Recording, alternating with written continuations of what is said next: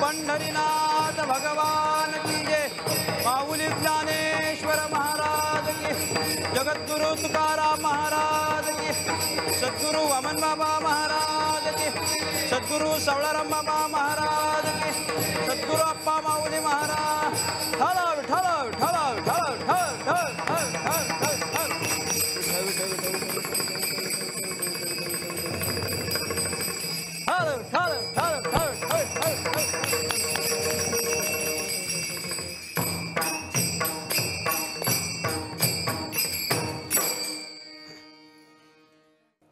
भाग्यवंत म्हणोतया शरण गेले पंढरीराया। तरले तरती हा भरवसा, नामधारकांचा ठसा। भुक्ती मुक्तीचे ते स्थळ, भोळे भाविका निर्मळ। तरले तरती हा भरवसा, नामधारकांचा ठसा। गायली पुराणी तुका म्हणे वेदवाणी। तरले तरती हा भरवसा, नामधारकांचा ठसा। योऽन्तः प्रविश्य मिमवाच मीमां प्रसुप्तां, संजीवयत् अखिलशक्तिधारस्वदाम्ना। अन्यांशस्तश्चरणश्रवणत्वगादीन्, प्राणान्नमो भगवते पुरुषाय तुभ्यं। पांडुरंगा करो प्रथम नमन, पांडुरंगा करो प्रथम नमन। दुसरे चरण संताचिया,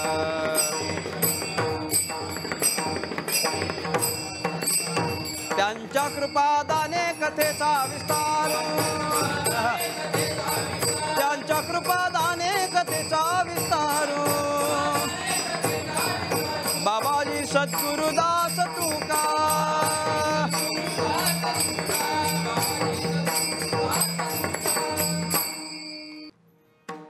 महाराष्ट्राचा आराध्य दैवत राजाधिराज भगवान श्री पांडुरंग परमात्मा, कैवल्य साम्राज्य चक्रवर्ती विश्वसंत महावैष्णव ज्ञानराज माऊली, स्वानंद सुखनिवासी प्रातस्मरणीय ब्रह्मलीन सद्गुरू वामनबाबा, सद्गुरू सवळाराम बाबा महाराज, सद्गुरू अप्पा माऊली आदी करून सगळीच संत महंत मंडळी माझ्या समोर उपस्थित, माझ्यापेक्षा ज्ञानाने वयाने अनुभवाने ज्येष्ठ श्रेष्ठ कीर्तनकार प्रवचनकार वर्ग, समोर उपस्थित असलेला श्रोता वर्ग, मातृभगिनी वर्ग, गुणीजन गायक वादक आदी करून कलाकार वर्ग, तुम्हा सर्वांच्या चरणी साष्टांग प्रणिपात करून परमात्म्याच्या नामसंकीर्तनाला आरंभ। विठ्ठल विठ्ठल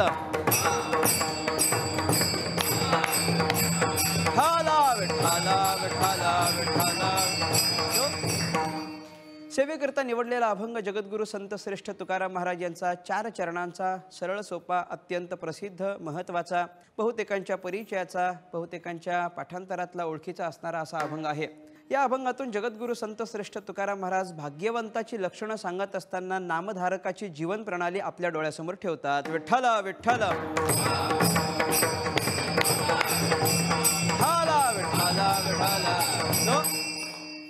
अभंगाच्या बाबतीत थोडीशी गमतीची बाब सांगायची झाली तर वास्तविक पाहता हा अभंग मी निवडण्याचं कारण असं आहे कारण या अभंगामध्ये माझं आडनाव आहे आणि आपल्या नावाचं म्हणून हा अभंग मी या ठिकाणी निवडलेला आहे।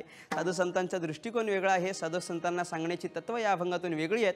या अनुषंगाने विचार करत असताना भाग्यवंत कुणाला म्हणावं, भाग्यवंताची लक्षणं काय, आपण ज्यांना समजतो ती भाग्यवंत योग्य आहेत का, किंवा आपण ज्या गोष्टीमध्ये आपले भाग्य समजत असतो ते भाग्य समजणं योग्य आहे का, आणि जर ते योग्य नसेल तर आपण आपलं भाग्य कशात समजलं पाहिजे, किंवा साधू संतांची लक्षणं सांगत असताना त्यांनी भाग्यवंत कुणाला म्हटलेलं आहे, या सगळ्याचा विचार तुकाराम महाराजांनी या अभंगातून करत असताना त्यासोबत नामधारकाची जीवन प्रणाली कशी असते, नामधारक ज्या वेळेला नामाची साधना करतो, नामाची साधना केल्यानंतर त्याचं फळ त्याला कसं मिळतं, आत्तापर्यंत कुणाला कुणाला नामाचं काय काय फळ मिळालेलं आहे, या सगळ्याचा सांगोपांग विचार तुकाराम महाराज या अभंगातून करतात. विठ्ठल विठ्ठल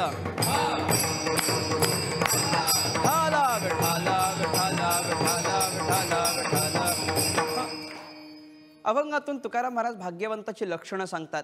मुळात या लक्षण शब्दाचा पहिल्यांदा आपल्याला विचार करावा लागेल. लक्षण म्हणजे काय हे पहिल्यांदा ध्यानात घ्यावं लागेल. तर्कसंग्रह नावाचा एक ग्रंथ आहे.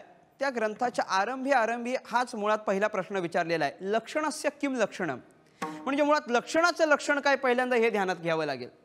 इतर गोष्टींची लक्षणं आपण ध्यानात घेतो, लक्षणाचं नेमका लक्षण काय ते ध्यानात घेण्याकरिता त्यांनी त्याचं उत्तर दिलं. लक्षणस्य किम लक्षणम हा प्रश्न झाला. त्या प्रश्नाचं उत्तर देत असताना ते म्हणतात असाधारण धर्म इति लक्षणम. ज्याच्या ठिकाणी काहीतरी असाधारण असं पाहायला मिळतं ते त्याच्या ठिकाणचं असणारं लक्षण असतं असं आपण म्हणून चालतो.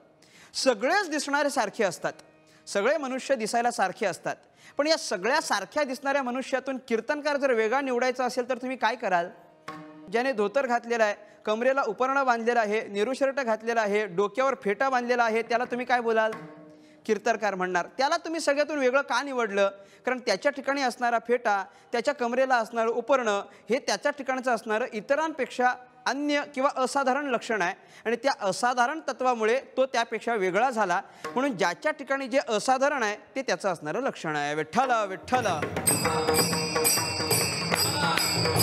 विठ्ठल विठ्ठल विठ्ठल विठ्ठल विठ्ठल विठ्ठल. अजून थोडीशी गूढ व्याख्या करत असताना ते म्हणतात कशाला लक्षण म्हणायचं म्हणे, असाधारण धर्म यस्य लक्षणम, ठीक आहे, पण अजून पुढे बोलत असताना ते म्हणतात कशाला लक्षण म्हणायचं सांगू का म्हणे, यस्य लक्षणम असंभवो अव्याप्ती अतिव्याप्ती एतेषु एकोपी दोषो न भवेत, त्याला लक्षण म्हणायचं. कुठलंच दोष ज्याच्या ठिकाणी लागत नाही ना त्याला लक्षण म्हणायचं, अशी तर्कसंग्रहकारांनी लक्षणाची केलेली व्याख्या आहे.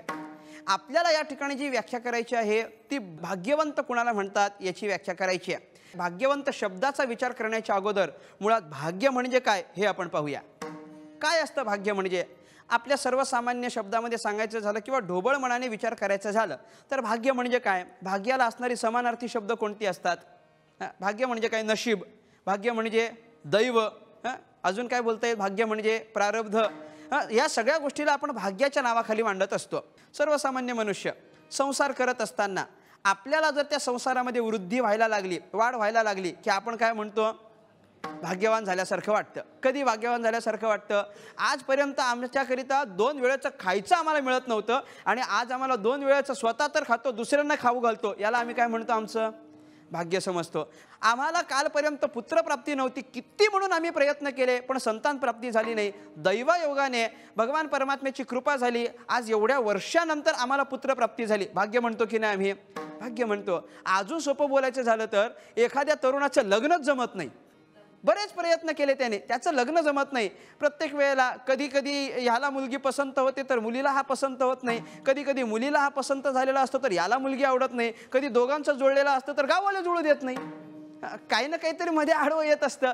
येन प्रकारे तो लग्न जुळवण्याचा प्रयत्न करतो पण त्याचं लग्न जमत नाही. आणि अशा अवघड परिस्थितीतून जात असताना कधीतरी त्याचं लग्न जमलं. तिकडचेही खुश, इकडचेही खुश, लोकांनी अडथळा घातला नाही, काही नाही, त्याचं लग्न जमलं, लग्नाची तारीख वगैरे झाली, लग्न जमलं की मग काय म्हणतो? आजी फिटले माझे कोडे बहुता जन्माचे, म्हणजे हे तो असं म्हणत असतो. त्यामध्ये तो स्वतःला भाग्य समजतो. परंतु या सगळ्यामध्ये भाग्य मानणारे आमचे साधू संत नाहीत. साधू संत म्हणतात भाग्य तरी नोहे, याला भाग्य नाही म्हणायचं. कशाला नाही म्हणायचं? भाग्य तरी नोहे धन पुत्र दारा.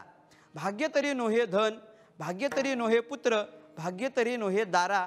या सगळ्यांपेक्षा निकट वास बरा संतापाई. म्हणजे संतांच्या ठिकाणी असणारा वास हे आमच्या भाग्याचं लक्षण हे तुकाराम महाराजांनी एका ठिकाणी सिद्ध केलं. यामध्ये स्वतःचं भाग्य मानलं.